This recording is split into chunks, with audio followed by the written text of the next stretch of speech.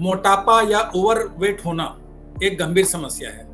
ये बात हम सभी जानते हैं और ये भी जानते हैं कि ये कई तरह की शारीरिक और मानसिक बीमारियों को आमंत्रित करता है। लेकिन क्या आप सब ये जानते हैं कि युवाओं और किशोरों में ये समस्या महामारी का रूप ले रही है? गलत लाइफस्टाइल और खान-पान बच्चों को ओवरवेट बना रहा है। लेकिन और भी कई कारण हैं जिससे वे धीरे-धीरे मोटापा की ओर बढ़ रहे हैं। आज हम इसी विषय पर बात करेंगे कि आखिर क्यों कम उम्र में ही युवा तेजी से ओवरवेट हो रहे हैं और इसका समाधान क्या है, क्योंकि ये समस्या उनके भविष्य को प्रभावित कर सकते हैं। आज हम इन सवालों पर बात करेंगे डॉक्टर मोहसिन वली से। दिल्ली के गंगाराम अस्पताल के डॉक्टर वली पद्मश्री से सम्मानित हैं। सर, हमारा पहला सवाल वही है कि हाल के दिनों में, हाल के वर्षों में बच्चों में, युवाओं में ओवरवेट की समस्या बहुत बढ़ गई है। इसके पीछे आप क्या खास वजह देखते हैं? उस वक्त शायद आज से 30 साल पहले वो समस्याएं ओबेसिटी से शायद कम जुड़ी थी या उनका संज्ञान नहीं था। लेकिन अब ये देखा जा रहा है कि ओबेसिटी जो है ये बहुत बड़ा रिस्क फैक्टर है। अच्छा, ओबेसिटी की कहाँ लाइन ड्रॉ करनी है, ये भी बड़ा ग्रे जोन है। एक सूमो पहलवान होता है, उसके लिए सूमो होना, मोटा होना, प्लम्प होना, फैटी होना, ये क्वालिफिकेशन है। लेकिन मैं अगर उस जैसा हो जाऊं या आप उस जैसे हो जाए, भगवान न करे, तो ये डिस्क्वालिफिकेशन हो जाएगा। तो it's a very difficult to draw a line between a healthy weight and abnormal weight. हम लोगों ने कुछ पैमाने बनाए हैं, बीएमआई का, बॉडी फैट इंडेक्स का, और हाइट से वेट को कोरिलेट किया है उसका। लेकिन इसके इधर और उसके उधर दोनों तरफ बीमारी है। तो एक हेल्दी वेट, मैं उस वेट को कहता हूँ जिस पे आप खूब भाग के जीना चढ़ सकें, रेस कर सकें, अच्छी तरह सो सकें बगैर खर्राटों के, और आपकी जो शरीर में एक ऊर्जा है वो ऑप्टिमम रहे। इसको हम इंडेक्सिंग करने के लिए बीएमआई में कन्वर्ट कर देते हैं, और बीएमआई भी रिवाइज होता रहता है हर 10-20 साल पे।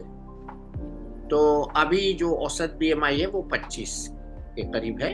और ओबेसिटी परिभाषित की जाती है अगर ये बढ़कर 35 से ऊपर चला जाए और 40 तक पहुंच जाए। और ओबेसिटी का एक जनरल मीनिंग ये है कि शरीर में मोटापा बढ़ जाए।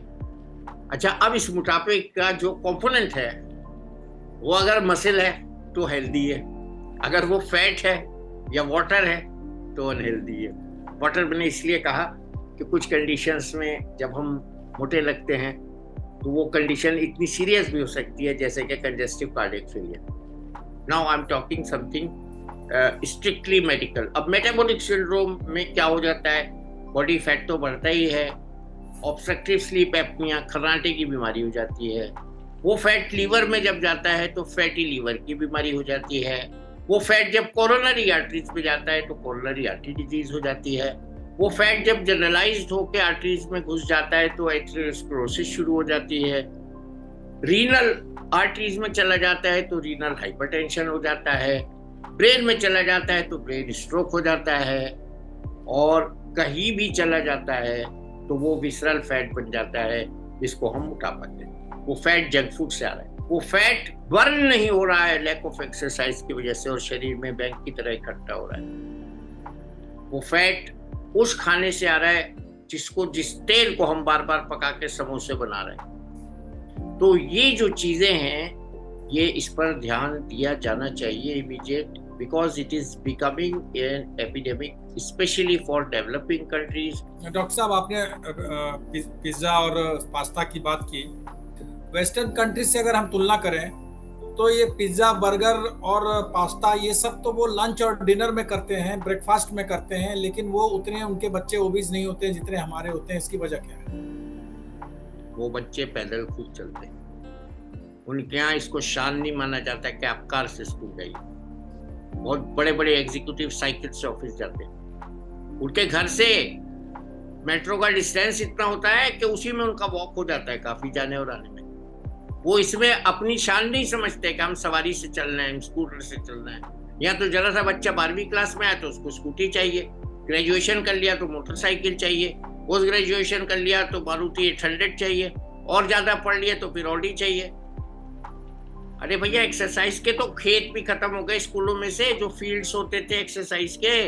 अब तो बिल्डिंगों में स्कूल हैं, तो कहीं तो पैदल चलो। ये हुआ है फर्क। वहां पे पैदल खूब चलते हैं, ये एक्सरसाइज से रिलेटेड है। हाँ, अच्छा, एक्सरसाइज करके आप खाओगे ना तो मोटापा नहीं बढ़ेगा। तो हम जो वेट रिडक्शन के कार्यक्रम में जाते हैं तो उसमें खाने का संयम बहुत जरूरी है, कम खाना, सुख से रहना। अच्छा डॉक्टर साहब, हमारे यहाँ तो मोटापा जो है वो सोशल स्टिग्मा भी है, बच्चों को ताने झेलने पड़ते हैं और फिर उनका मानसिक स्वास्थ्य भी बिगड़ता है। तो ऐसे में तो हमें एक बच्चों को और उनके पेरेंट्स को जागरूक करने की भी जरूरत है, स्कूल कॉलेज में जागरूक करने की भी जरूरत है कि इससे कैसे बचा जाए, जो आज हमारे यहाँ नहीं होता है। आपका क्या सुझाव? देखिए, पहले ही होता था, हर स्कूल में पीटी का पीरियड होता था, फर्स्ट या लास्ट। स्कूल में फील्ड्स होते थे जिसमें खूब प्रेरणा मिलती थी दौड़ने की, खेल, और एनुअल स्पोर्ट्स मीट भी होती थी, उसके लिए पूरे साल बच्चों को तैयार कराया जाता था। तो कहीं ना कहीं इसमें हम सब जिम्मेदार हैं। बस खाना और व्यायाम इन दो चीजों पे ध्यान देना चाहिए, और इसको पार्ट ऑफ सिलेबस भी होना चाहिए। पहले मुझे अच्छी तरह याद है, संतुलित आहार का चैप्टर होता था, और वो मुझे तो चौथे क्लास की किताब याद है, और उसमें चित्र होता था भोजन की थाली का, उसमें एक संतुलित आहार दिखाया जाता था। वो सब बचपन से एक प्रेरणा होती थी कम खाने की, संतुलित आहार खाने की। और उस वक्त हम लोग मीठा मीठा भी खाते थे, ऐसा नहीं है कि बिल्कुल मीठा नहीं खाना। जाड़े में तिलबुग्गा खाते थे, कभी जलेबी बनती थी वो खाते थे, गाजर का हलवा घर में बाल्टी में भरा रखा रहता था, उसमें से खूब निकाल निकाल के खाते थे, लेकिन पैदल चलते थे। और आप अपना बच्चों को ये प्रमोशन करना चाहिए कि आप जल्दी सोइए, जल्दी उठिए। सुबह का वक्त जो हमारे बच्चे गंवा रहे हैं बिस्तर पे सो के और देर से सो के, वो हमारी हेल्थ को बहुत प्रभावित कर रहा है। जब हमारी फिजिकल हेल्थ ठीक रहेगी तो हमारे बच्चों का परफॉर्मेंस भी अच्छा होगा। तो हमारे बच्चे बहुत अच्छे हैं, उनका स्वास्थ्य अच्छा रहना चाहिए, उनको हेल्दी होना चाहिए, उनको व्यायाम करना चाहिए, उनको अच्छा आहार लेना चाहिए, कभी कभी जंक फूड भी खाना चाहिए, कभी कभी सॉफ्ट ड्रिंक्स भी पीना चाहिए, कभी कभी बदपरहेजी भी करनी चाहिए, लेकिन बदपरहेजी के अगले दिन उतना दौड़ भी लेना चाहिए।